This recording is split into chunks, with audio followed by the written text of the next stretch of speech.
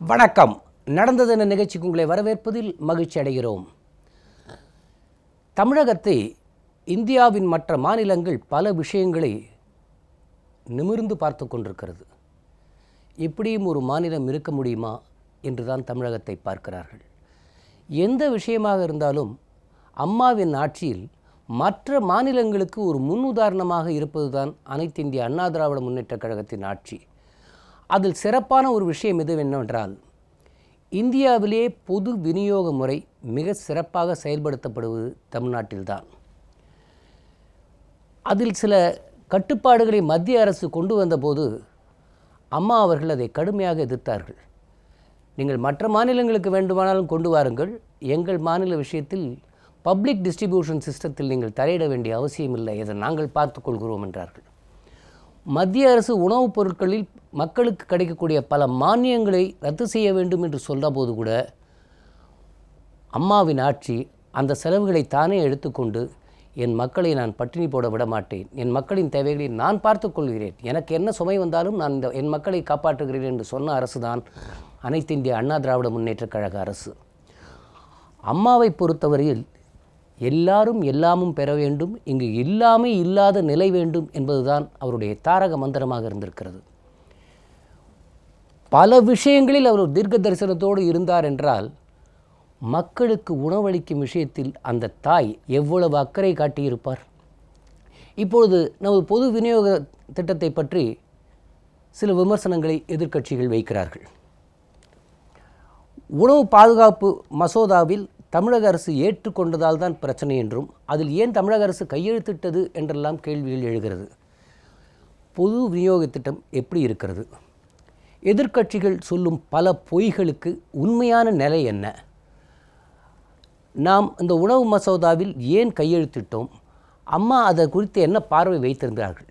இது குறித்தெல்லாம் நம்முடன் இன்று பேசுவதற்காக நமது தமிழக அரசின் உணவுத்துறை அமைச்சர் மாண்புமிகு ஆர் காமராஜ் அவர்கள் வந்திருக்கிறார்கள். வணக்கம் சார். வணக்கங்க சார். இந்த தேசிய உணவு பாதுகாப்பு சட்டத்தில் ரகசியமாக அதிமுக கையெழுத்து போட்டுள்ளது என்று திமுக ஒரு குற்றச்சாட்டு வைக்கிறாங்க. இதை நீங்கள் எப்படி பார்க்கிறீர்கள்? நடந்தது என்ற நிகழ்ச்சியின் மூலம் தமிழக மக்களையும் உலகளாவிய இருக்கிற தமிழ் மக்களையும் சந்திக்கிற வாய்ப்பினை வழங்கிட்ட ஜெயா டிவி நிர்வாகத்திற்கு என்னுடைய வணக்கத்தையும் நன்றி முதலில் தெரிவித்துக் கொள்கிறேன். மாண்புமிகு தமிழகத்தினுடைய தன்னிகரில்லா தலைவர், ஏழை எளிய பாமர மக்களுடைய இணையில்லாத தலைவர், இது புரட்சித் தலைவர் அம்மா அவருடைய ஆட்சி என்பது உணவுத்துறையினுடைய பொற்காலம் என்றே சொல்ல முடியும். அதில் இரண்டாவது கருத்து, மாற்று கருத்து என்பது எதிரிக்கு கூட இருக்க முடியாது. ஏதாவது அவர்களுக்கு பேசுவதற்கு ஒன்றுமில்லை என்று சொன்னால் இதை ஒரு பொருளாக எடுத்துக்கொள்ளலாமே தவிர, அவர்கள் பேசுவதில் உண்மை இல்லை, தர்மம் இல்லை, சத்தியம் இல்லை. மாண்புமிகு புரட்சித் தலைவர் அம்மா அவர்கள் 2011 ஆட்சிக்கு வந்தவுடன் விலையில்லாத அரிசி திட்டத்தினை கொண்டு வந்து தமிழகத்தில் பசியில்லாத நிலையை உருவாக்கிய தலைவர் மாண்புமிகு அம்மா அவர்கள். உலகம் போற்றுகிறது. நீங்கள் சொன்னதைப் போல உலகத்தில் இருக்கிற அத்தனை பேரும் அதை போற்றுகிறார்கள். பசி போக்கிய தலைவர் மாண்புமிகு புரட்சித் தலைவர் அம்மா அவர்கள். அதில் விமர்சனம் என்பது எதிரிகளால் வேண்டுமென்றே உள்நோக்கத்தோடு வைக்கப்படுவதை தவிர அதில் எந்த விதமான உண்மையும் இல்லை என்பதனை நான் முதல்ல தெளிவுபடுத்த விரும்புகிறேன். மாண்புமிகு புரட்சித் அம்மா அவர்கள் விலையில்லாத அரிசி திட்டத்தினை கொண்டு வந்து செயல்படுத்தி கொண்டிருக்கிற பொழுது, முந்தைய மத்திய காங்கிரஸ் அரசு தேசிய உணவு பாதுகாப்பு திட்டத்தினை கொண்டு வருகிறது. இந்த திட்டத்தை கொண்டு வருகிற பொழுது இந்த திட்டத்தினுடைய அம்சங்கள் எல்லாம் மத்திய அரசு மாநில அரசுக்கு அனுப்புகிற பொழுது, மாண்புமிகு புரட்சித் தலைவர் அம்மா அவர்கள் ஆரம்ப நிலையிலேயே இது எங்களுக்கு தமிழகத்தை பொறுத்தவரை தேவையில்லை, தமிழகத்தில் இந்திய திருநாட்டில் வேறு எந்த மாநிலத்திலும் இல்லாத அளவில் அனைவருக்குமான பொது விநியோக திட்டம், யூனிவர்சல் பப்ளிக் டிஸ்ட்ரிபியூஷன் சிஸ்டம், இது தமிழகத்தை தவிர இந்தியாவில் வேறு எந்த மாநிலத்திலும் கிடையாது. அனைவருக்குமான உணவு பாதுகாப்பு திட்டம். நாங்கள் அனைவருக்குமே உணவு பாதுகாப்பு வழங்கி கொண்டிருக்கிறோம். எங்கள் மாநிலத்திற்கு இது உகந்ததல்ல, எனவே எங்களுக்கு இதிலிருந்து விலக்களிக்க வேண்டும் என மாண்புமிகு புரட்சித் தலைவர் அம்மா அவர்கள் மத்திய அரசிடம் கோரிக்கை வைத்தார்கள். பாரத பிரதமரை நேரில் பார்க்கிற பொழுதும் கடிதம் மூலமும் தொடர்ந்து வலியுறுத்தி கொண்டிருந்தார்கள். இந்த நிலையில் நாம் யூனிவர்சல் பப்ளிக் டிஸ்ட்ரிபியூஷன் சிஸ்டத்தை ஃபாலோ பண்ணுறோம், அனைவருக்குமான உணவு பாதுகாப்பு திட்டத்தை. மற்ற மாநிலங்களெல்லாம் வரையறுக்கப்பட்ட, அதாவது targeted universal public distribution system, வரையறுக்கப்பட்ட திட்டத்தினை தான் மற்றவர்கள் கடைபிடித்து வருகிறார்கள். எனவே மற்ற மாநிலங்கள்லாம் உடனடியாக அதை ஏற்றுக்கொண்டு விட்டார்கள். அம்மா அவர்கள் ஏற்றுக்கொள்ளாததற்கு காரணம், இந்த உணவு பாதுகாப்பு திட்டத்தினை பொறுத்தவரை நகரப்புறங்களில் இருக்கிற 50% கண்டுபிடித்து அவர்களுக்கு உணவு வழங்குவது, அதே போல் கிராமப்புறங்களில் இருக்கிற 75% பேருக்கு மட்டும்தான் அதில் உணவளிக்க முடியும் என்கிற ஒரு கட்டுப்பாடு இருந்தது. அம்மா அவர்கள் எந்த 75 பேருக்கு கொடுக்க முடியும் கிராமத்தில், எந்த 50 பேருக்கு நகரத்தில் கொடுக்க முடியும்? அதுவும் இன்னும் வளர்ந்த மாநிலம் தமிழ்நாடு என்பதனால் நமக்கு இன்னும் அந்த பர்சன்டேஜில் கம்மியாகும். 75%ங்கிறது 66% தான் நமக்கு கொடுப்பார்கள். 50% என்பது 38% தான் நமக்கு கிடைக்கும். வளர்ந்த மாநிலங்களுக்கு இந்த பர்சன்டேஜ் கட் பண்ணுவாங்க. அதனால் எங்கள் மாநிலம் இதில் மிகப்பெரிய பாதிப்புக்கு உள்ளாகும். அதோடு மட்டுமல்லாமல் இதை கணக்கெடுப்பதில் எந்த 75 எந்த 50% என்று கணக்கெடுக்கிற பொழுது அதில் குழப்பங்கள் தான் மிஞ்சும். எனவே எங்களுக்கு தேவையில்லை, நாங்கள் அனைவருக்கும் உணவு பாதுகாப்பு வழங்கி கொண்டிருக்கிறோம் என்று மாண்புமிகு புரட்சித் அம்மா அவர்கள் தொடர்ந்து இது எங்களுக்கு நாங்கள் சேருவதற்கு விலக்களிக்க வேண்டும் என்று கேட்டுக்கொண்டிருந்தார்கள். எல்லா மாநிலங்களும் இணைந்து விட்டன. இணைந்து விட்ட இந்த நிலையில் நாமும் கேரளாவும் மட்டும், கேரளா அரசும் தமிழ்நாடு மட்டும் அதில் இணையாமல் இருந்துச்சு. இணையாமல் இருக்கிற இந்த வேளையில் இது ஒரு காலகட்டத்திற்கு பின்னால் மத்திய அரசினுடைய திட்டம் எப்படியாவது செயல்படுத்த வேண்டும். இல்லை என்று சொன்னால் நம்முடைய தேவைகள், நமக்கு மத்திய அரசாங்கத்திலிருந்து வரப்பெறுகிற பல்வேறு வாய்ப்புகளை நிறுத்தக்கூடிய ஒரு நிலை கூட ஏற்பட்டு விடுமோ என்று இருந்த பொழுதெல்லாம் மாண்புமிகு புரட்சித் அம்மா அவர்கள் அதை துணிச்சலோடு எதிர்த்து கொண்டிருந்தார்கள். இருந்த போதிலும் நம்மோடு இருந்த கேரளாவும் அதில் இணைந்து விட்டது. தமிழ்நாடு மட்டும்தான் தேசிய உணவு பாதுகாப்பு திட்டத்தில் இணையாமல் இருந்தது. அந்த சூழலில் மாண்புமிகு அம்மா அவர்கள் சில விலக்களிக்க வேண்டும், சில திருத்தங்களை, அந்த தேசிய உணவு பாதுகாப்பு திட்டத்தில் சில திருத்தங்களை தர வேண்டும், திருத்தங்களை கொடுத்தால் நாங்கள் சேருவதை பற்றி பரிசீலிப்போம் என மாண்புமிகு புரட்சித் அம்மா அவர்கள் மத்திய அரசுக்கு சில கோரிக்கைகளை, சில திருத்தங்களை சொல்லி தன்னுடைய கோரிக்கையாக வைக்கிறார்கள். அது என்ன திருத்தம் என்று சொன்னால், 3 வருட சராசரி எங்களுக்கு வழங்கப்பட்டு கொண்டிருக்க வேண்டும். 3 வருஷம் சராசரினா இப்போ 2,96,000 மெட்ரிக் டன் வந்து அவங்களுக்கு நம்ம அக்ரிமெண்ட் படி நமக்கு வந்து 2,96,000 மெட்ரிக் டன் மத்திய அரசு சென்ட்ரல் பூல்லேருந்து, மத்திய தொகுப்புலேருந்து கொடுக்கணும். அது 3 வருஷ சராசரியை கொடுக்கணும். அதில் நமக்கு கூடுதல் அலாட்மெண்ட் நமக்கு வந்து ஒரு 27,000 28,000 மெட்ரிக் டன் கூடுதலாகவும் தேவைப்படும்.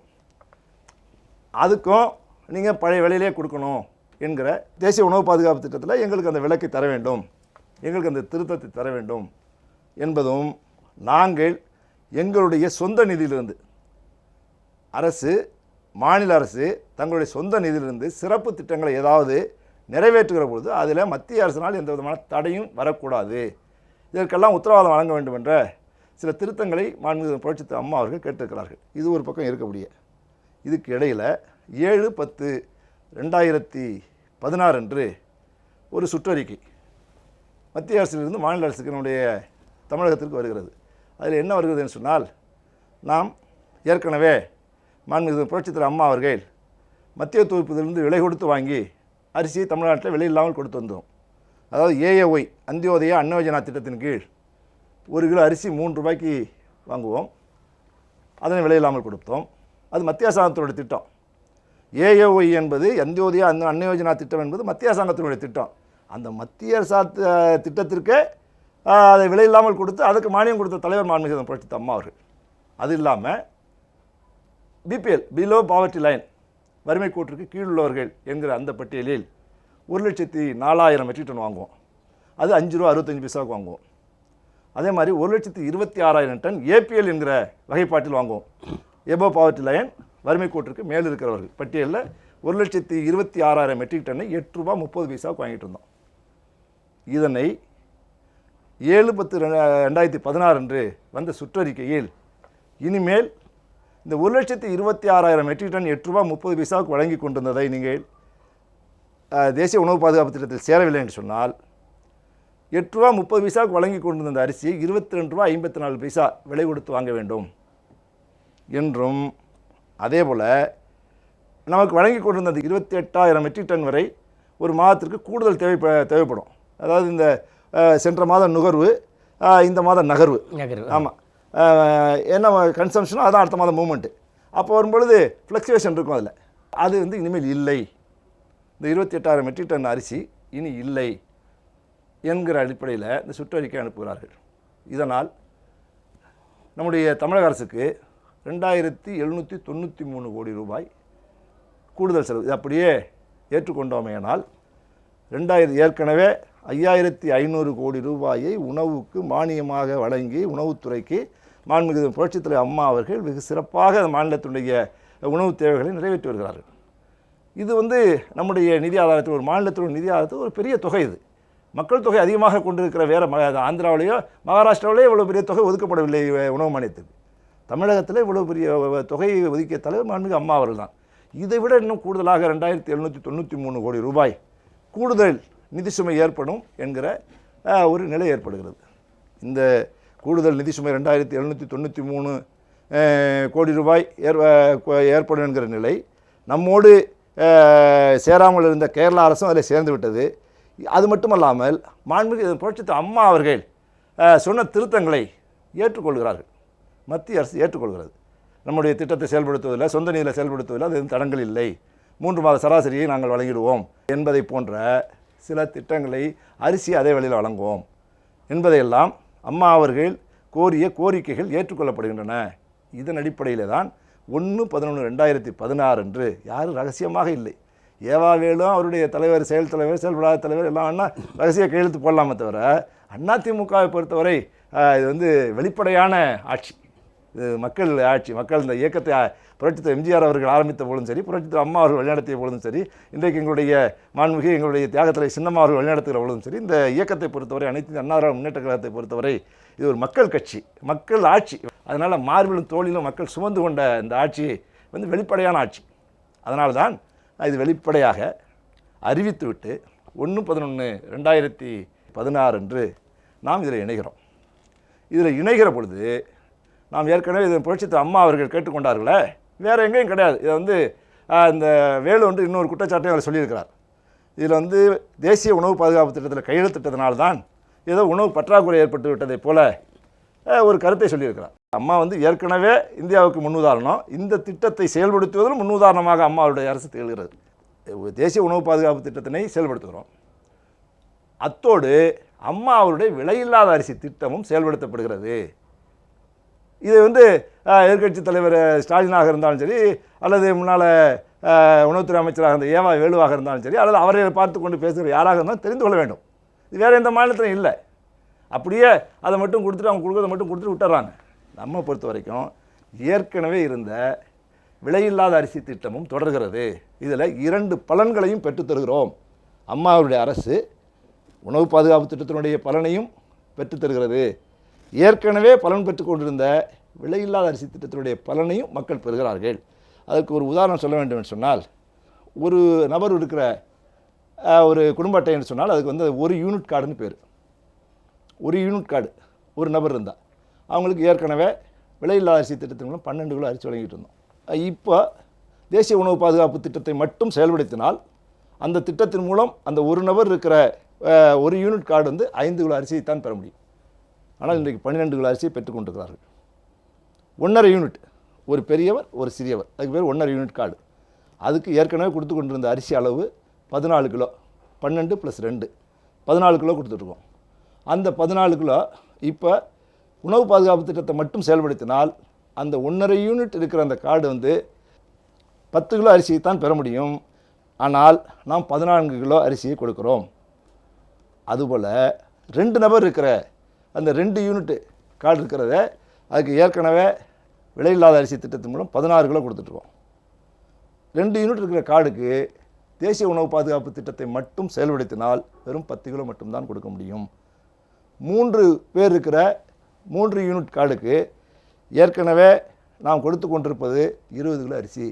3 யூனிட்லேருந்து எல்லா அட்டைகளுக்கும் அதுக்கு மேலே இருக்க எத்தனை பேர் இருந்தாலும் 20 கிலோ வழங்கி கொண்டிருந்தோம். எல்லா குடும்ப அட்டைகளுக்கும் 3 பேர் இருந்தால் அவங்களுக்கு வந்து 20 கிலோ வழங்கணும்.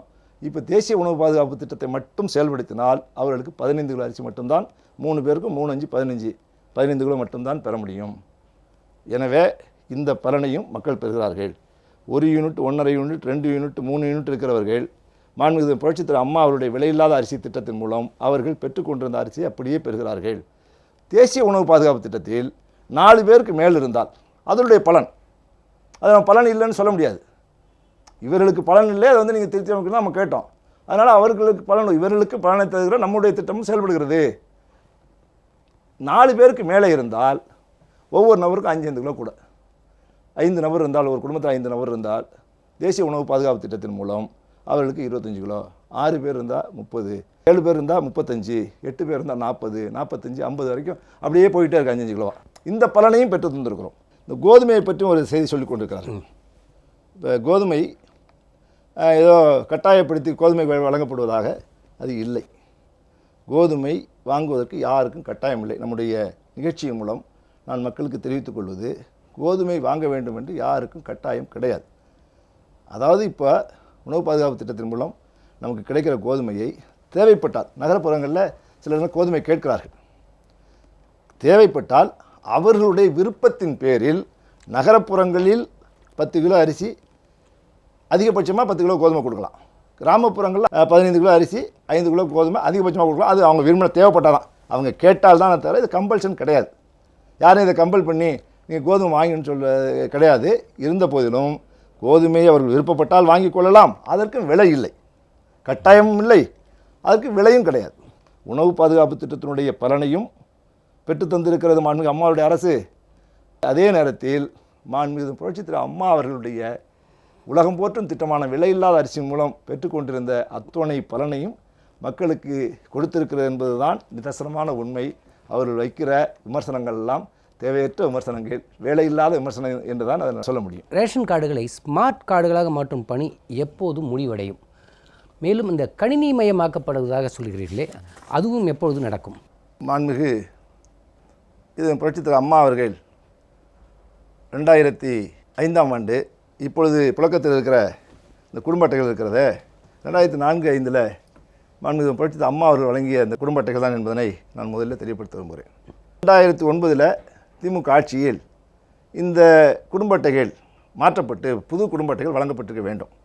திமுக ஆட்சியில் 5 ஆண்டுகளுக்கு பீரியடு 2009ஆம் ஆண்டு வழங்கியிருக்க வேண்டும்.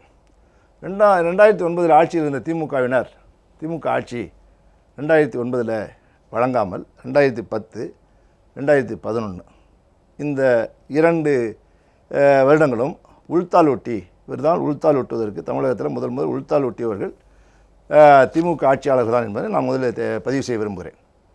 2010லையும் 2011லையும் உள்தாள் ஒட்டுறாங்க. உள்தாள் ஒட்டி தான் பொருளை வாங்கிக் கொள்ள முடியும் என்கிற நிலையை ஏற்படுத்துகிறார்கள். இதுக்கு பின்னால் மாண்புமிகு புரட்சித் அம்மா அவர்கள் 2011ஆம் ஆண்டு ஆட்சிக்கு வருகிறார்கள். 2011 ஆட்சிக்கு வந்தவுடன் இது சம்பந்தமாக மாண்புமிகு புரட்சித் அம்மா அவர்கள் ஒரு கூட்டத்தை நடத்துகிறார்கள். அந்த கூட்டத்தில் ஒரு முடிவு எடுக்கப்படுகிறது. என்னன்னு சொன்னால், இதையே இந்த குடும்ப அட்டையாளர் இப்போ விஞ்ஞான வளர்ச்சிக்கு ஏற்ப நான் இதை ஸ்மார்ட் கார்டாக மாற்றிடலாம் அப்படின்னு அம்மா ஒரு முடிவு எடுக்கிறார்கள். அம்மா அவர்கள் காலத்துக்கேற்ப நடவடிக்கைகளையும் அதுக்கேற்ற முன்னேற்றத்தையும் மக்களுக்கு கொடுக்க வேண்டும் என்கிற தலைவர் இல்லைவா, அதனால் அம்மா ஸ்மார்ட் கார்டாக மாற்றிடலாம், ஸ்மார்ட் கார்டு கொடுத்துடலாம் அப்படின்னு சொல்லி முடிவு எடுக்கிறார்கள். இந்த ஸ்மார்ட் கார்டு கொடுக்க வேண்டும் என்று சொன்னால் மக்கள் தொகை கணக்கெடுப்பு வேண்டும், அதற்குரிய ஆவணங்கள்லாம் தயார் செய்ய வேண்டும், எவ்வளவு செலவில் செய்ய முடியும் என்கிற ஒரு எஸ்டிமேட் பண்ணுகிற பொழுது இந்த திட்டத்தினை செயல்படுத்துவதற்கு 703 கோடி ரூபாய் தேவைப்படுகிறது. 703 கோடி ரூபாய் தேவை என்கிற பொழுது அதை நம்முடைய தமிழக அரசினுடைய நிதியில் இருந்து மட்டும் செய்திட முடியாது. ஏன்னா மத்திய அரசாங்கத்திடம் நாம் நிதி கேட்போம். நிதி கேட்டு நம்மால் இயன்ற நிதியும் அதில் சேர்த்து ஸ்மார்ட் கார்டு கொடுக்கலாம், வழங்கலாம் என மாண்புமிகு அம்மா அவர்கள் முடிவெடுக்கிறார்கள். 703 கோடி ரூபாய் எங்களுக்கு தேவை என மாண்புமிகு புரட்சித் தலைவர் அம்மா அவர்கள் மத்திய அரசுக்கு கடிதம் எழுதுகிறார்கள். நாங்கள் ஸ்மார்ட் கார்டை வழங்கணும், நாங்கள் பொது விநியோக திட்டத்தில் இந்தியாவிலேயே முதலிடமாக தமிழகம் விளங்கி கொண்டிருக்கிறது, முதல் மாநிலமாக விளங்கி கொண்டிருக்கிறது. எங்களுடைய நடவடிக்கைகளை இன்னும் செம்மைப்படுத்துவதற்கு நாங்கள் ஸ்மார்ட் கார்டு வழங்க வேண்டும். அதற்கு 703 கோடி ரூபாய் நிதி தேவைப்படுகிறது. மாநில அரசினுடைய நிதி ஆதாரத்தை 703 கோடி ரூபாய் என்பது உடனடியாக சேமிப்பு என்பது, அதை உடனடியாக செலவு செய்யும் என்பது சிரமமான ஒன்று. எனவே மத்திய அரசாங்கத்துக்கு நிதி ஆதாரம் வழங்க வேண்டும் என அம்மா அவர்கள் மத்திய அரசாங்கத்தில் கேட்கிறார்கள். மத்திய அரசு ஒரு வருடம் கேட்கிறார்கள், அடுத்த வருடம் கேட்கிறார்கள், தொடர்ந்து கேட்டுக்கொண்டிருக்கிறோம், கிடைக்கவில்லை. கிடைக்காத நேரத்தில் தான் உடனடியாக ஒரு முடிவெடுக்க வேண்டும் என்று கருதிய மாண்புமிகு அம்மா அவர்கள் நம்முடைய தமிழக அரசே அதனுடைய செலவை ஏற்றுக்கொண்டு 318 கோடி ரூபாயில் எண்ட் டு எண்ட் கம்ப்யூட்டரைசேஷன் எல்லாமே நீங்கள் கேட்ட அந்த கணினிமயமாக எல்லாத்தையுமே கணினிமயமாக்குறது. பொருள் வந்து கொள்முதல் செய்வதிலிருந்து கடையில் போய் அவர் உரியவர்களுக்கு போகிற வரை எண்ட் டு எண்ட் கம்ப்யூட்டரைசேஷன் பேர் அதுக்கு 318 கோடி ரூபாய் நிதி ஒதுக்கீடு செய்து 2014ஆம் ஆண்டு ஒரு உத்தரவிடுகிறார்கள். உத்தரவிட்டு அது வந்து உடனே டெண்டர் கோரப்பட்டு நடவடிக்கைகள் நடந்து அதில் வந்து எப்படி 318 கோடி ரூபாய் எப்படி செய்ய முடியும் அப்படின்னா 73 கோடி ரூபா முதல்ல கேட்டோம். இப்போ 318 கோடி ரூபாய் எப்படி செய்ய முடியும் என்ற கேள்வி எழலாம். எப்படின்னு சொன்னால் மக்கள் தொகை கணக்கெடுப்பு, தேசிய மக்கள் தொகை கணக்கெடுப்பு நடந்து வருகிறது. ஆதார் அட்டையை வழங்குவதற்காக தேசிய மக்கள் தொகை மத்திய அரசால் எடுக்கப்படுகிற தேசிய மக்கள் தொகை கணக்கெடுப்பு எடுக்கப்பட்டு வருகிறது.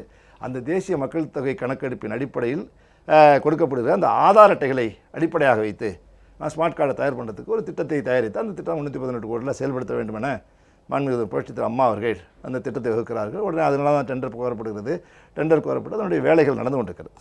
வேலைகள் நடந்து ஸ்மார்ட் கார்டு வந்து ஏன் இன்னும் டிலே, ஏன் இன்னும் வந்து உளுத்தால் விட்டுறாங்க என்கிற கேள்விகளை எதிர்கட்சிகள் ஸ்டாலினாக இருக்கட்டும், அவருடைய கட்சியை சார்ந்தவராக இருக்கட்டும், அவ்வப்பொழுது ஏதாவது பேச்சு வேலை இல்லைன்னா வழி இல்லைன்னா அதுக்கு எந்த இது உடனே பேசுகிறது, இது மாதிரி நடவடிக்கை வைத்து கொண்டிருக்காரு. ஒரு ஸ்மார்ட் கார்டு கொடுக்க போகிறோம், ஒரு இதுலேருந்து அட்டையிலேருந்து குடும்ப அட்டையிலேருந்து மாறி ஸ்மார்ட் கார்டு போக போகிறோம், அதில் ஒரு பர்ஃபெக்ஷன் இருக்கணும் என்பதனால தான் மாண்புமிகு புரட்சித் அம்மா அவர்கள் ஆதார் கார்டு அத்தனையும் இணைக்கப்பட்டு முழுமையாக எத்தனை நபர்கள் இருக்கிறார்கள் அத்தனை கார்டுகள் ஆதார் வந்துடுச்சா முழு விவரங்களும் பெறப்பட்டதற்கு பின்னால் அந்த குடும்ப அட்டைகள் ஸ்மார்ட் கார்டாக வழங்கப்பட வேண்டும் என உத்தரவிட்டதனால் அந்த ஸ்மார்ட் கார்டு வழங்குகிற அந்த ஸ்மார்ட் கார்டு கொடுப்பதற்குரிய அந்த ஆதார் இணைப்புகளை அதில் இணைப்பதில் தாமதம் ஏற்பட்டது. இப்பொழுது கிட்டத்தட்ட முடிகிற நிலையில் இருக்கிறது. ஏப்ரல் 1 மேதிக ஆளுநர் அவர்கள் அறிவித்ததைப் போல ஏப்ரல் 1 நம்முடைய தமிழகத்துடைய முதலமைச்சர் மாண்புமிகு எடப்பாடி பழனிசாமி அவர்கள் ஸ்மார்ட் கார்டை வழங்குகிறார்கள். தமிழகம் பூராவும் பயன்படுத்தி கொண்டிருக்கிற அந்த குடும்ப அட்டைகள் எல்லாம் மாண்புமிகு அம்மா அவர்கள் தான் வழங்கினார்கள். அம்மாவுடைய ஆட்சி தான், அவருடைய வழியில் நடைபெறுகிற ஆட்சி தான் ஏப்ரல் 1 ஸ்மார்ட் கார்டை வழங்க இருக்கிறார்கள். இது மட்டுமல்லாமல் இதில் குடும்ப அட்டைகளை பற்றி பேசுகிறவர்களுக்கு நான் ஒரு தகவலை தெரிவிக்க வேண்டும் என்று உங்கள் மூலம் ஒரு தகவலை தெரிவிக்க வேண்டும். என்னென்னு சொன்னால் இப்போ வந்து அம்மா வந்து 2004 35 லட்சம் கார்டை ஒரே நேரத்தில் ஒரே ஒரு இடத்துல கொடுத்த தலைவர் மாண்புமிகு அம்மா அவர்கள். மக்களுடைய தேவைகளை நிறைவேற்றுவதில் அம்மா அவருக்கு நிகரான தலைவர் இல்லை என்பதுக்கு இதெல்லாம் உதாரணம். இது அம்மாவுடைய வரலாறு, அம்மாவுக்கு இருக்க சிறப்பு. திமுக ஆட்சி 2008 ஒரு கணக்கு எடுக்கிறாங்க. என்ன கணக்கு எடுக்கப்படுகிறதுன்னு சொன்னால் திமுக ஆட்சி 2008 15 கோடி 80 லட்ச ரூபா செலவு செய்து ஒரு கணக்கெடுப்பு நடக்கிறது. எவ்வளவு செலவு? 15 கோடியே 80 லட்சம் எடுத்து 15 லட்சம் கார்டு போலி கார்டுகள் என கண்டுபிடிக்கப்பட்டது என ஒரு அறிவிப்பு கொடுக்குறாரு. இது பாருங்கள் எவ்வளோ பெரிய மோசடி பாருங்கள். அதாவது பேசுவதற்கு சில தகுதிகளை வைத்துக்கொள்ள வேண்டும். தங்கள் காலத்தில் தங்களை திரும்பி பார்க்க வேண்டும். தங்களுடைய நடவடிக்கைகள், தங்கள் காலத்தில் நடந்த நடவடிக்கைகள் இவைகளை திரும்பி பார்க்க வேண்டும். 15 கோடியே 80 லட்சம் ரூபாய் செலவு செய்து 15 லட்சம் குடும்ப அட்டைகள் போலி அட்டைகள் என அறிவிக்கிறார்கள். அப்புறம் மேல்முறையீடு என்கிற பேரில் 10,47,000 கார்டு அதில் சேர்த்துட்டாங்க. மறுபடியும் உண்மையான கார்டு ஆயிடுச்சான். மேல்முறையீடுங்கிற பேரில் 15 கோடி 80 லட்சம் யார்கிட்ட பணம்? இவர்கள் பேசுகிறார்களே, அரசினுடைய பணம், தமிழக மக்களுடைய பணம், 15 கோடி 80 லட்ச ரூபா செலவு பண்ணுறாங்க. இதை போலி கார்டுங்கிறாங்க. அப்புறம் மேல்முறையீடு செய்கிறாங்களாம். அதில் 10,40,000 1 லட்சம் 1/2 லட்சம் சேர்த்தா கூட பரவாயில்ல, 10,47,000 கார்டு இதில் மறுபடியும் உண்மையான கார்டாக மாறி போயிடுச்சான். இதில் இடையில் நடந்தது என்ன?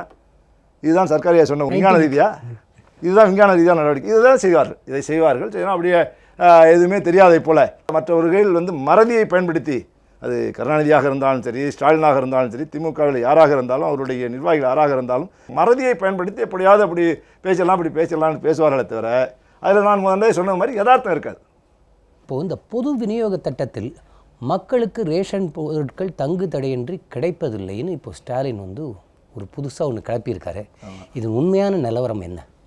அம்மா காலத்தில் அந்த பொது விநியோக திட்டத்திற்கு ஒரு புது தெம்பு வந்துடும். அந்த புது தெம்போடு மக்களுக்கு நம்ம வந்து போனால் பொருள் கிடைக்கும் என்கிற நம்பிக்கையை கொடுத்த தலைவர் மாண்புமிகு அம்மா அவர்கள். 3 ரூபாய்க்கு அரிசி வாங்கி 5 ரூபா 65 பைசாவுக்கு வாங்கி 8 ரூபா 30 பைசாவுக்கு வாங்கி விலை இல்லாமல் கொடுத்து கொண்டிருக்காங்க. எங்கேயுமே அரிசி பிரச்சனை கிடையாது. அதே போல் சர்க்கரை வழங்கப்பட்டு வருகிறது, மண்ணெண்ணெய் வழங்கப்பட்டுருக்கிறது. மண்ணெண்ணெயை பொறுத்தவரை மண்ணெண்ணெய் வந்து அம்மா அவர்கள் ஆட்சிக்கு வருகிற பொழுது மத்திய அரசு மண்ணெண்ணெய் வந்து மத்திய தொகுப்பிலிருந்து வழங்கணும். 54,806 கிலோ லிட்டர் வழங்கி கொண்டு வந்தார்கள். அம்மா அவர்கள் 2011 ஆட்சிக்கு வருகிற அந்த மாதங்களில் 54,806 கிலோ லிட்டர் வழங்கப்பட்டு வந்தது. இன்றைக்கு 25,000 கிலோ லிட்டர் தான் வழங்கப்படுகிறது. 10 முறை படிப்படியாக குறைத்து இன்றைக்கு நமக்கு வழங்கப்படுகிற மண்ணெண்ணெயின் அளவு வெறும் 25,000 கிலோலிட்டர், 42% கூட கிடையாது. நமக்கு 64,000 கிலோலிட்டர் தேவைப்படுகிறது. மொத்தமாக நம்ம எல்லாருக்கும் கொடுக்கணும் அப்படின்னு சொன்னால் 64,000 கிலோலிட்டர் மண்ணெண்ணெய் தேவைப்படுகிறது. ஆனால் திமுக அங்கம் வகித்த காங்கிரஸ் ஆட்சியில் படிப்படியாக குறைத்து அவர்கள் இறங்குவதற்கு முன்னாலேயே குறைத்து விட்டார்கள். அதை ஏன்னு ஒரு வார்த்தை கூட கேட்கல அவங்க. ஸ்டாலின் குற்றச்சாட்டுகிற பொது விநியோக திட்டத்தை குற்றம் சாட்டுகிற நான் ஸ்டாலினை கேட்கிறேன், ஒரு வார்த்தை கூட ஏன் பொது விநியோக திட்டத்தில் மண்ணெண்ணெயை குறைக்கிறீர்கள்? நீங்களும் அன்றைக்கு அமைச்சர் கேபினட் கூட்டம் நடந்துச்சுன்னா திமுகவுடைய அமைச்சரும் கேபினட் அமைச்சர் உட்கார்ந்திருப்பார், அதில் குறைக்கிறார்கள். என்றைக்காவது ஒரு நாள் கேட்டிருக்காரால் நான் சட்டமன்றத்தில் பலமுறை சொல்லியிருக்கிறேன். பதில் சொல்ல முடியாதவர்கள் பதில் சொல்லலை. அதுக்கு அதை பதில் சொல்ல வேறு கேள்விகளை கேட்பார்கள், கூச்சல் போடுவார்கள். இன்னொன்று, இப்போ இந்த சிறப்பு பொது விநியோக திட்டம் அரிசி தொடர்ந்து வழங்கப்பட்டு வருகிறது. அதே போல் சர்க்கரை வழங்கப்பட்டு வருகிறது. சர்க்கரையுடைய மானியத்தையும் லெவி சர்க்கரையை மத்திய அரசு நிறுத்திவிட்டது. மானியத்தை நிறுத்தினது, லெவி சர்க்கரை நிறுத்தியது. 650 கோடியை மாண்புமிகு புரட்சித் அம்மா அவர்கள் தானே ஏற்றுக்கொண்டு, அம்மாவுடைய அரசை ஏற்றுக்கொண்டு இன்றைக்கு தொய்வில்லாமல் சர்க்கரை வழங்கப்பட்டு வருகிறது. நமக்கு தேவை 37,000 மெட்ரிக் டன் தேவை நமக்கு. ஆனால் அதில் 18,000 தான் வழங்கி கொண்டிருந்தார்கள். மாண்புமிகு புரட்சித் அம்மாவுடைய அரசு 650 கோடி ரூபாயை தானே ஏற்றுக்கொண்டு, தமிழக அரசை ஏற்றுக்கொண்டு இன்றைக்கு தமிழ்நாட்டில் சர்க்கரை விநியோகம் எந்த பிரச்சனைலாம் போய் கொண்டிருக்கு. அது ஒரு பக்கம். இன்னொன்று, பருப்பு பாமாயில் இது சிறப்பு பொது விநியோக திட்டம். நான் முதல்ல சொன்னது பொது விநியோக திட்டம். அரிசி, மண்ணெண்ணெய், கோதுமை, அதேபோல் சர்க்கரை வகைலாம் பொது விநியோக திட்டம். சிறப்பு பொது விநியோக ஸ்பெஷல் பிடிஎஸ் ஸ்கீம்ங்கிறது பருப்பு, பாமாயில் போன்றவை. பருப்பு பாமாயிலுக்கு இவர்கள் காலத்தில் கொடுக்கப்பட்டது அன்றைக்கு 60 ரூபா விலை இருந்துச்சு கிலோ. அது 30 ரூபாய் விலைன்னு விற்கிறோம். ஒரு கிலோ பருப்பு எவ்வளோ விலை கொடுத்து வாங்கினாலும் கடையில் அது 30 ரூபாய்க்கு விற்கப்படுகிறது. பாமாயிலை பொறுத்தவரை 1 லிட்டர் 25 ரூபா பணம் கொடுத்தா கொடுப்பார்கள். அது நம்ம 100 ரூபாய்க்கு வாங்கினாலும் அவங்க 25 ரூபாய்க்கு பொது விநியோக திட்டத்தில் மக்களுக்கு வழங்கப்பட்டு வருகிறது. இவர்கள் காலத்தில் 60 ரூபாய்க்கு விற்கப்பட்ட போதும் 30 ரூபாயும் கொடுத்தாங்க. 130 ரூபா விலை வரலாம் ஏறி போயிடுச்சு. பருப்பு 130 ரூபா விற்றப்பையும் 30 ரூபாய்க்கு பிரச்சனை இல்லாமல் கொடுத்து கொண்டு வந்தார்கள். இது எந்த சூழ்நிலையில் சொன்னால் 30/6/2012 திமுகவும் காங்கிரஸும் சேர்ந்த மத்திய அரசாங்கம் ஆண்டு கொண்டிருக்கிறது. 30/6/2012 அந்த மானியத்தை நிறுத்திவிட்டது. ஏன் என்று ஸ்டாலின் கேட்டுப்பாரா, கருணாநிதி கேட்டுப்பாரா? இன்றைக்கு கேட்கிறவர்கள், இன்றைக்கு கேட்பதுன்னு சொன்னால் நாங்கள் பதில் சொல்வதற்கு தயாராக இருக்கிறோம். இல்லையா, அதிமுக அரசு இருக்கே, அந்த அதிமுக அரசுக்கு எந்த நன்மையும் கிடைக்கக்கூடாதுன்னு தான் நாங்கள் கூட்டணியிலேயே இருக்காங்க. ஆமாம், அதுதான் அவருடைய எண்ணமெல்லாம். பொருள் போகக்கூடாது, பொருள் போக வேண்டும் என்பதே போராட்டம் கிடையாது, பேச்சு கிடையாது அவருக்கு. பொருள் போகாமல் ஏதாவது அதிமுக அரசுக்கு பிரச்சனை ஏற்படுத்த வேண்டும், கெட்ட பேர் ஏற்படுத்த வேண்டும். அதற்கு அதிமுக அரசு ஒருபோதும் இடம் கொடுக்காது. அதான் 30/6/2012 என்று நிறுத்தி விடுகிறார்கள், மானியத்தை நிறுத்தி விடுகிறார்கள். மாண்புமிகு புரட்சித் அம்மா அவர்கள் அதற்குரிய 1,800 கோடி ரூபாயை தானே தன்னுடைய அரசு இவ்வளவு நிதி நெருக்கடியில் 1,800 கோடி ரூபாயை கூடுதல் நிதி சுமையை 1,800 கோடி கூடுதல் நிதி சுமையை அம்மா அவர்கள் ஏற்றுக்கொள்கிறார்கள். ஏற்றுக்கொண்டு இன்றைக்கி பாமாயிலாக இருந்தாலும் சரி, பருப்பாக இருந்தாலும் சரி தொடர்ந்து வழங்கி வந்தார்கள். தற்பொழுது அது ஒரு ஸ்பெஷல் ஸ்கீம். அதுக்கு எக்ஸ்டென்ஷன் வேணும். ஒரு 6 மாதம் 3 மாதம் ஸ்கீம் போட்டு அதுக்கு திரும்ப நீட்டிப்பு வேண்டும். அந்த நீட்டிப்பில் ஒரு 20 நாள் 30 நாள் 20 நாள் 15 நாள் என்கிற அளவிலே தான் அதில் டெண்டர் போடுறது, அதை நீட்டிப்புறதுக்கு டைம் கொடுக்குறது, இந்த மாதிரி ஒரு சின்ன சின்ன இது ஒரு 10 நாள் 15 நாள் இப்போ 6 மாதத்துக்கு ஒரு தடவை அந்த மாதிரி எதாவது வரும். இது எல்லா காலத்திலும் வர்றது உண்டு. இது எங்கள் காலத்தில் இல்லை, யாராருக்கு காலம் இருந்தாலும் சரி ஒரு திட்டத்தை நீட்டிக்கிற பொழுது அதில் அந்த நிதியை தொகுப்பது, மற்றபடி டெண்டர் கோருவது, இது போன்ற நடவடிக்கைகளுக்கு ஒரு 10 நாள் 15 நாட்கள், அந்த நாட்கள் தான் இந்த நாட்கள். அதைத்தான் உடனே சாதகமாக எடுத்துக்கொள்வார்கள். அதில் மக்களுக்கு தெரியும், இன்றைக்கி 1ஆம் தேதி கொடுக்கலனாலும் 10ஆம் தேதி கொடுத்துருவாங்கங்கிற நம்பிக்கை மக்களுக்கு மாண்புமிகு அம்மாவுடைய அரசு மீது நிச்சயமாக இருக்கிறது. எந்த விதமான தொய்வும் இல்லாமல் பருப்பு வழங்கப்படும், பாமாயில் வழங்கப்படும், அரிசி வழங்கப்படும், சர்க்கரை வழங்கப்படும், தேவைப்பட்டால் கோதுமை வழங்கப்படும். நான் மண்ணெண்ணெய் சொன்னேன், மண்ணெண்ணெய் எப்படி 54,000 கிலோலிட்டர் கொடுத்து கொண்டிருந்த பொழுது 26,000 லிட்டர் எப்படி கொடுக்குறீன்னு கேட்கலாம். அது உருளைகள், அதாவது இந்த சிலிண்டர் கணக்கெடுக்கப்பட்டு சிலிண்டர் இருப்பவர்களுக்கெல்லாம் அதிலேருந்து குறைத்து யார் யாருக்கெல்லாம் தேவையோ, மலைப்பகுதிகளுக்கு தேவையோ அந்த பகுதிகளுக்கு ஏழை எளிய மக்களுக்கு அவை கிடைப்பதற்கு உரிய வழிமுறைகளை ஏற்படுத்தி அது இன்றைக்கு சரியாக வழங்கப்பட்டு வருகிறது. அதனால் எந்த பொருளும் பொது விநியோக திட்டத்தின் கீழே வழங்கப்படுகிற எந்த பொருளாக இருந்தாலும் நிச்சயமாக உறுதியாக உரியவர்களுக்கு உரிய நேரத்தில் சரியான எடையோடு கிடைப்பதற்கு மாண்புமிகு அம்மாவுடைய அரசு எல்லா காலத்திலும் உறுதியாக இருக்கும். மக்களுக்கு ஒரு நல்ல மகிழ்ச்சியான தகவலை சொன்னீர்கள். தேசிய உணவு பாதுகாப்பு சட்டத்தில் கையெழுத்திட்ட பின் அதனை அமல்படுத்தும் வகையில் நியாய விலை கடைகளுக்கு 85,000 மெட்ரிக் டன் அரிசி கூடுதலாக கொடுக்க வேண்டும் என்று தமிழக அரசு ஒரு கோரிக்கை வைத்திருக்கு. இதை பற்றி சொல்லுங்கள். வாங்கி கொண்டிருக்கிற இந்த அரிசியினுடைய விலை இப்போ 2 விலை, ஏற்கனவே 3 விலையில் வாங்கி கொண்டிருந்தோம். 3 ரூபா, 5 ரூபா 65 பைசா, 8 ரூபா 30 பைசா. இப்போ 2 விலை தான். 2 விலைனா 3 ரூபா விலைக்கு 2,04,000 மெட்ரிக் டன் வாங்குகிறோம்.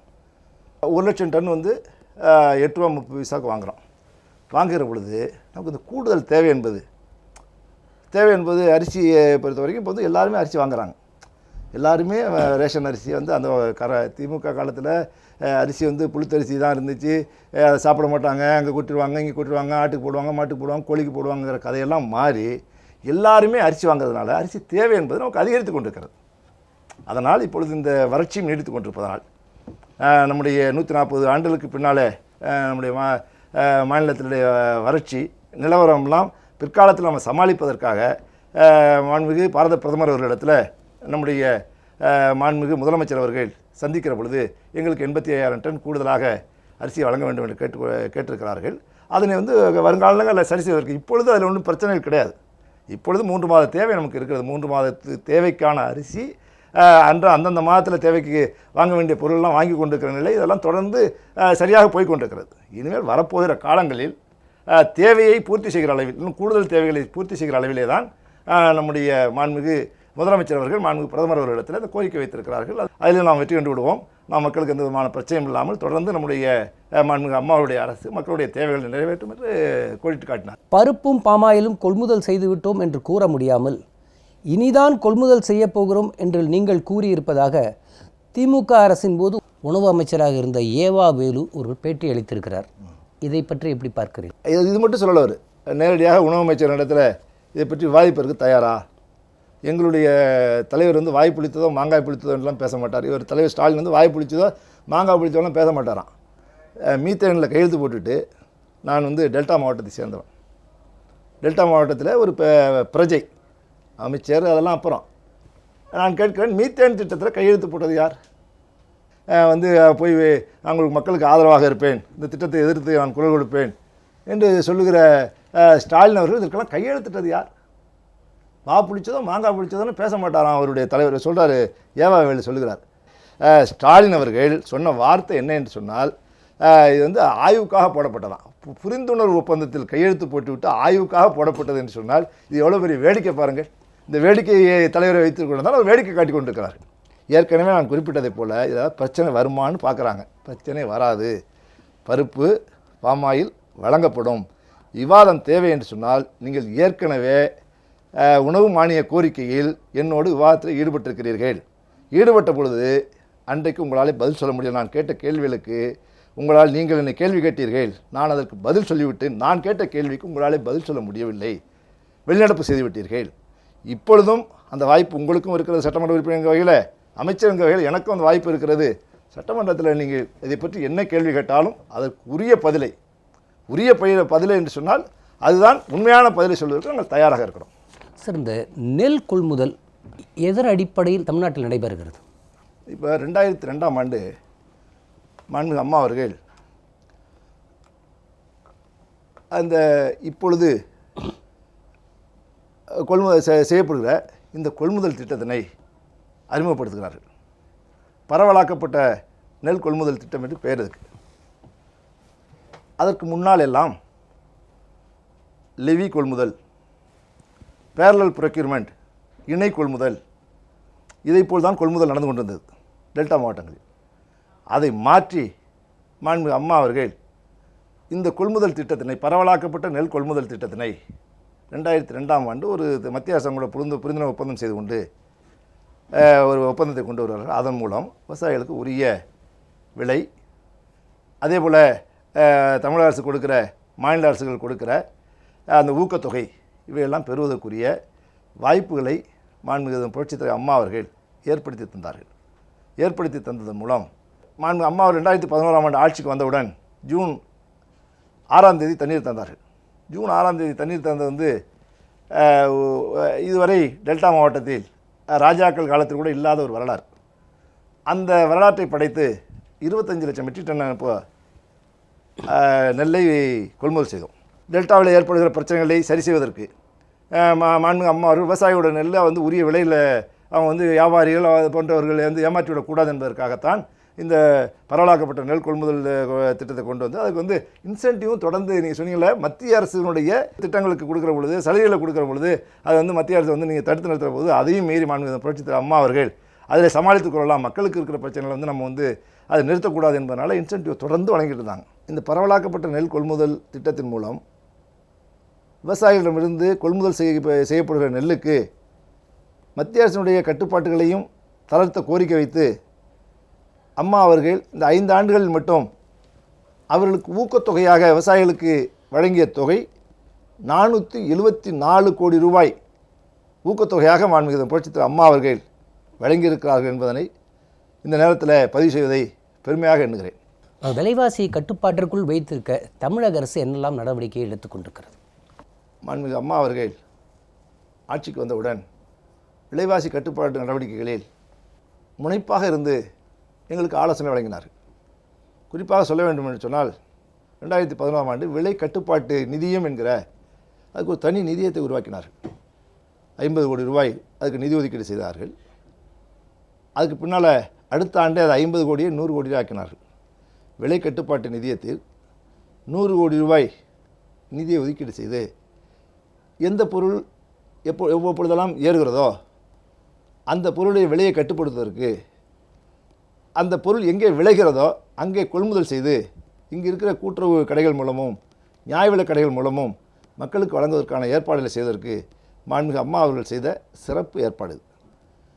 அதில் இன்னும் குறிப்பாக சொல்ல வேண்டும் சொன்னால் ஆட்சிக்கு வந்த சில மாதங்கள் அந்த மாதங்களில் மிளகாய் விலை ஏறி இருந்தது, அதேபோல் புளி விலை ஏறி இருந்தது. மாண்புமிகு அம்மா அவருடைய உத்தரவுக்கு இணங்க சாத்தூரிலும் ராமநாதபுரத்திலும் மிளகாய் கொள்முதல் செய்யப்பட்டது. அது நம்முடைய ஊர்கள் எல்லா இடங்களிலும் விற்கப்பட்டது. அது விலை குறைப்பு நடவடிக்கை. அதனால் ஏறி இருந்த மிளகாய் விலை குறைந்தது, புளி விலை ஏறியது. அடுத்த ஆண்டு புளி விலை ஏறியது. புளி விலை ஏறிய பொழுது மாண்புமிகு புரட்சித் அம்மா அவர்கள் உத்தரவுக்கு இணங்க தருமபுரியிலும் கிருஷ்ணகிரியிலும் சேலத்திலும் அதிகமாக புளி விளைகிற பகுதியில் சென்று அங்கேயே அதை கொள்முதல் செய்து அதனை நியாய விலை கடைகளில் கூட்டுறவு கடைகளில் விற்றதன் மூலம் அன்றைக்கு புளி விலை இறக்கப்பட்டது. தக்காளி விலை ஏறுகிற பொழுது தக்காளி எங்கெல்லாம் ஓசூர் போன்ற பகுதிகளில் தக்காளி அதிகமாக விளைகிற பகுதிகளெல்லாம் சென்று அதனை வாங்கி வந்து எல்லா இடத்துலையும் இருக்கிற பொழுது அந்த விலையை குறைப்பதற்குரிய நடவடிக்கைகளையும் மாண்புமிகு புரட்சித் அம்மா அவர்கள் எடுத்தார்கள். அதுக்கு பின்னால் தான் மாண்புமிகு அம்மா அவர்கள் பண்ணை பசுமை நுகர்வோர் கடைகள், அதன் மூலம் அதாவது காய்கறிகளை உற்பத்தி செய்கிற விவசாயிகளுக்கும் பலனளிக்கிற வகையில் அதே நேரத்தில் குறைந்த விலையில் பொதுமக்களுக்கு காய்கறிகள் கிடைக்கிற வகையில் பண்ணை பசுமை நுகர்வோர் கடைகளை ஏற்பாடு செய்து அது இன்றைக்கு மிக சிறப்பாக நடந்து வருகிறது. இது விலை கட்டுப்பாட்டு நடவடிக்கையுடைய 20 ரூபாய்க்கு ஒரு கிலோ அரிசி விற்பனை. எங்கே பார்த்தாலும் தமிழ்நாடு முழுவதும் 36 ரூபாய்க்கு விற்றுச்சு, 46 ரூபாய்க்கு ஃபைன் அரிசி வந்து 46 ரூபாய்க்கு விற்றுச்சு. அதை வந்து அம்மா வந்து 20 ரூபாய்க்கு ஒரு கிலோ அரிசி என்கிற திட்டத்தை தந்து எங்கே பார்த்தாலும் வந்து கடகடன்னு அந்த விலை குறைக்கப்பட்டு விட்டது. அதே போல் பருப்பு விலை ஏறிய பொழுது 5000 டன் கொள்முதல் செய்கிறது மத்திய அரசாங்கம். குளோபல் விளையாட்டு வந்து குளோபல் லெவலில் இருந்ததுனால மத்திய அரசாங்கம் வந்து 5000 டன்னு பருப்பு வந்து கொள்முதல் செய்கிறது. அதில் 700 டன்னு நம்ம தமிழ்நாட்டில் மட்டும் வாங்கி மொத்தமே அவங்க வாங்கினதே இந்தியாவுக்கு பூரா தேவை வந்து 5000 டன் வாங்கினாங்க. அதில் உடனடியாக போய் நம்ம வந்து 700 டன் எங்களுக்கு தேவை என்று வாங்கி எல்லா கடைகளிலும் 110 ரூபாய்க்கு அன்றைக்கு விற்று அந்த பருப்பு விலை ஏற்றத்தை மக்களுடைய அந்த தாக்கம் மக்களுடைய செல்லாமல் தடுத்த தலைவர் மாண்புமிகு புரட்சித் அம்மா அவர்கள். அது மட்டும் இல்லாமல் அம்மா உணவகங்களை பாராட்டாதவர்களே கிடையாது. விலையில்லாத அரிசி கொடுக்கறதுனால விலையேற்றம் இல்லை என்பது ஒரு பரவலான எல்லாருக்கும் ஊரறிந்த உண்மை. இது விலையில்லாத அரிசி எல்லாருக்கும் கொடுக்கறதுனால யாருக்கு என்ன தேவையோ அந்த தேவையை கொடுக்கப்பட்டு வருகிறது. அதனால் அதில் ஏற்றம் என்பதற்கு வேலை கிடையாது. விலையில்லாத அரிசி கொடுக்கப்படுகிறது. அது மட்டும் இல்லாமல் இந்த அம்மா உணவகங்கள் உலகத்தில் இருக்கிற தலைவர்களெல்லாம் நம்முடைய தலைவர் இது புரட்சித் அம்மா அவர்களை பாராட்டி கொண்டிருக்கிறார்களே, அந்த திட்டத்தின் மூலம் சாதாரண மக்களுடைய பசியை குறைந்த விலையில் போக்கு அது அடிப்படையில் விலைவாசி ஏற்றம் குறைக்கப்பட்டது. அம்மா மருந்தகங்கள், அம்மா உப்பு, அம்மா சிமெண்ட்டு, இதை போல் அந்த திட்டங்களெல்லாம் மாண்புமிகு புரட்சித் தலைவர் அம்மா அவர்கள் விலையேற்றத்தை தடுப்பதற்கு எடுத்த மிகப்பெரிய நடவடிக்கைகள். நாங்கள் இதை சட்டமன்றத்தில் சொன்னோம். விலையேற்றத்தை பற்றி ஒரு நாள் எதிர்க்கட்சித் தலைவர் ஸ்டாலின் அவர்கள் விலைவாசி ஏறி இருக்கிறது என்று ஒரு பட்டியலை சொன்னார். இதெல்லாம் அந்த பட்டியெல்லாம் படிக்காதீங்க, இதுதான் யதார்த்தம். நாங்கள் சொல்கிறோம், அந்த விலையேற்றத்தை தடுப்பதற்கு நாங்கள் இந்த நடவடிக்கைகள் எடுத்திருக்கிறோம். இப்பொழுது விலையேற்றம் கிடையாது. ஆனால் நீங்கள் ஆட்சியில் இருந்த பொழுது அன்றைக்கு உறுப்பினராக இருந்த பாலபாரதி அவர்கள் முதலமைச்சர் கருணாநிதி அவர்களை பார்த்து ஒரு கேள்வி கேட்கிறார். விலையேற்றம் அதிகமாக இருக்கிறதே, நீங்கள் அதை பேசாமல் எப்போ கேட்டாலும் அதுக்கு ஒன்றும் சரியான பதில் சொல்கிறது இல்லையே அப்படி என்று அன்றைக்கு பாலபாரதி ஒரு கேள்வி கேட்கிறார். அதற்கு முதலமைச்சர் சொன்ன பதில், பாண்டி பஜாரை போய் பாருங்கள். முதலமைச்சர் நாங்கள் சொல்லுகிற பதில் உரிய பதில், உரிய நடவடிக்கை. நீங்கள் சொன்ன பதில், உங்களுடைய அப்பா முதலமைச்சராக இருந்தபோது சொன்ன பதில், பாண்டி பஜாரை போய் பாருங்கள், அலைமோதுகிற கூட்டத்தை பார்த்தால் தெரியும்.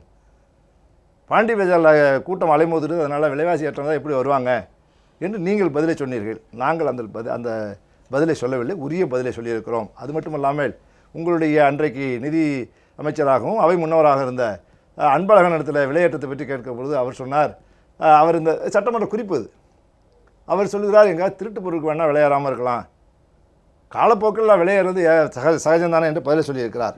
இதை போல பொறுப்பற்ற பதிலை நாங்கள் சொல்லவில்லை, பொறுப்பான பதிலை சொல்லுகிறோம். விலையேற்றத்தை கட்டுப்படுத்தியிருக்கிறோம், விலையேற்றம் இல்லை என்கிற பதிலை அன்றைக்கு சொன்னேன். அதைத்தான் இன்றைக்கும் அதே நிலை தான் நீடிக்கிறது. விலைவாசி ஏற்றம் என்பதை மாண்புமிகு அம்மாவுடைய அரசு ஒருபோதும் அனுமதிக்காது. அதற்குரிய அனைத்து நடவடிக்கைகளையும் தொடர்ந்து எடுத்து வருகிறது, இன்னும் எடுத்து வரும். உணவுத்துறையில் அதிமுக அரசின் சாதனைகள், திட்டங்கள் என்று எவற்றையெல்லாம் கூறுவீர்கள்? தமிழக அரசு பெற்ற விருதுகள் பற்றி சொல்லுங்கள். உணவுத்துறையை பொறுத்தவரை அம்மா அவர்கள் இந்த ஆண்டு மட்டும் 5500 கோடி ரூபாய் உணவுக்கு மானியம் வழங்கியிருக்கிறார்கள். கடந்த 5 ஆண்டுகளில் மாண்புமிகு அம்மா அவருடைய ஆட்சியில் 24,450 கோடி ரூபாய் உணவுக்காக மானியமாக வழங்கப்பட்டிருக்கிறது.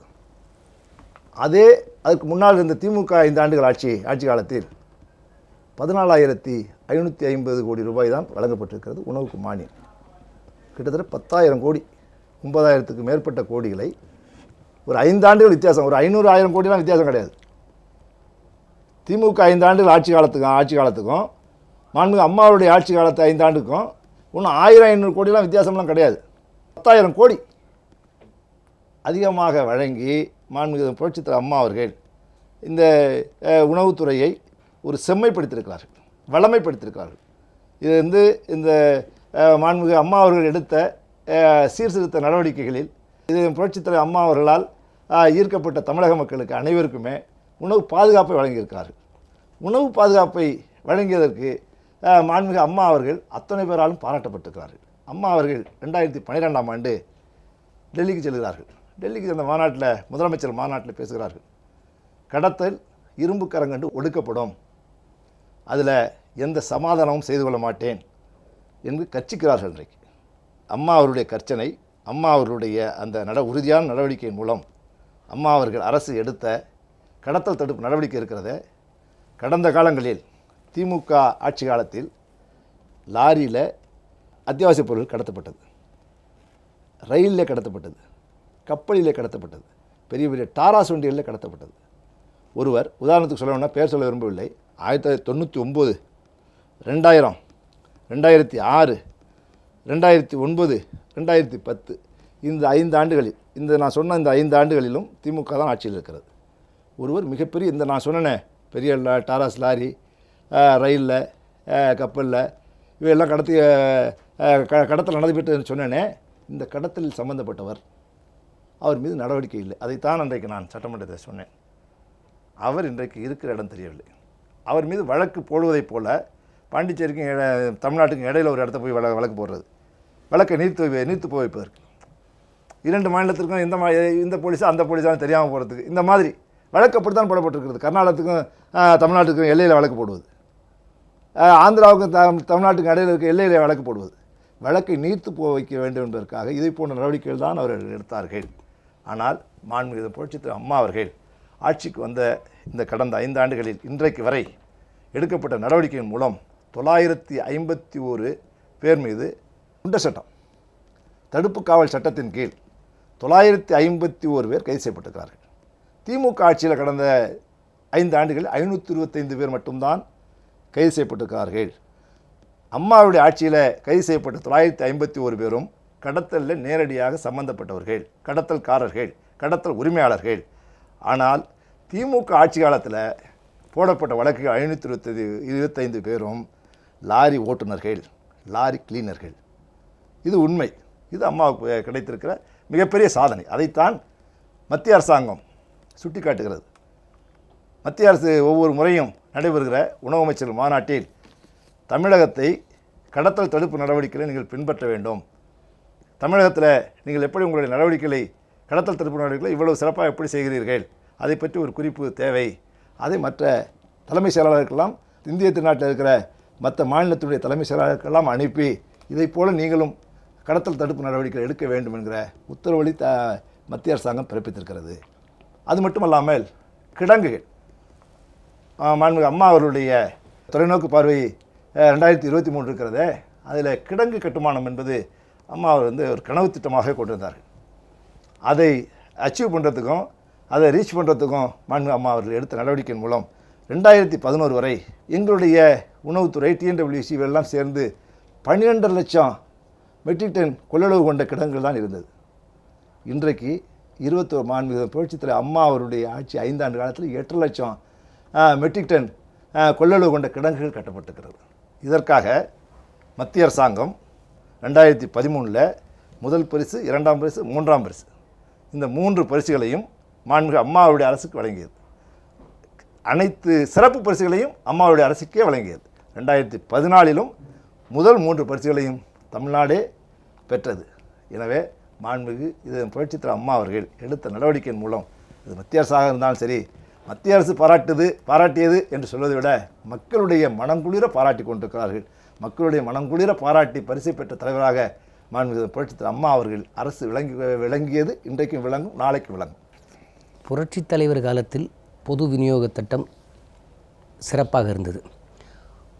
தாய் 8 அடி பாய்ந்தால் குட்டி 16 அடி பாயும் என்பதைப் போல அம்மா அதை பன்மடங்கு உயர்த்தி இந்தியாவில் இருக்கிற அத்தனை மாநிலங்களுக்கும் பப்ளிக் டிஸ்ட்ரிபியூஷன் சிஸ்டம் என்றால் இப்படித்தான் இருக்க வேண்டும் என்று ஒரு முன்மாதிரியை வைத்துவிட்டு போனார்கள். எல்லா விஷயங்களையும் பார்த்து பார்த்து மக்களின் நலனுக்காக இந்த உணவுத்துறையை பாதுகாத்த ஒரு தாய் அம்மா அவர்கள். அவர்கள் வைத்த கோரிக்கையை தேசிய உணவு பாதுகாப்பு திட்டத்தில் அவர்கள் ஏற்றுக்கொண்டதால் தான் நாம் இன்றைக்கு கையெழுத்திட்டிருக்கிறோம். அதேபோல் சில வதந்திகளை தேவையில்லாமல் இன்றைக்கு எதிர்க்கட்சிகள் கிளப்பிக் கொண்டிருக்கின்றன. இதையெல்லாம் மக்களுக்கு ஒரு உணவுத்துறை அமைச்சர் மூலமாக நேரடியாக சொல்ல வேண்டும் என்பதற்காக உங்களை அழைத்தோம். உங்கள் நேரத்தை ஜெயா டிவியோடு பகிர்ந்து கொண்டதற்காக உங்களுக்கு மனமார்ந்த நன்றி. வணக்கம். வணக்கங்க. நன்றிங்க. நேயர்களே, மீண்டும் நடந்தது என்ற நிகழ்ச்சியில் நாம் சந்திப்போம்.